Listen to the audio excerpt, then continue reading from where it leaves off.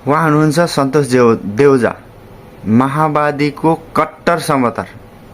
तर उहाँले के भन्नुहुन्छ रवि सरलाई, तर रवि सरलाई कहिले पनि उहाँले जे होस् नराम्रो शब्द चाहिँ कहिल्यै पनि उहाँले उच्चारण गर्नुभएको छैन। हिजोको खण्डैदेखि उहाँले राम्रै सकारात्मक कुरा गरेर आउनुभएको छ। अहिले आएर पनि के भन्नुहुन्छ हेर्नुहोस्, उहाँको कुरा सुन्नुहोस्।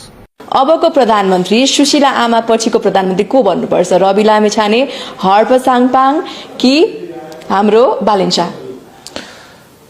तीनजनामा भन्नुभयो। अबको प्रधानमन्त्री भन्नुभयो अथवा यी तीनटा मध्येमा भन्नु न। यी तीनटा मध्येमा को भन्न? यी तीनटा मध्ये अथवा अरू कोही इटिसी? यी तीनटा मध्येमा यदि कसरी तपाईँ प्रधानमन्त्रीको रूपमा हेर्न चाहनुहुन्छ र सोध्नुहुन्छ भने यी तीनटा मध्येमा म रवि लामिछाने हेर्न चाहन्छु। सहकारी मुद्दा त सल्टिएकै छैन, यो त ल्याएर लाइदिएको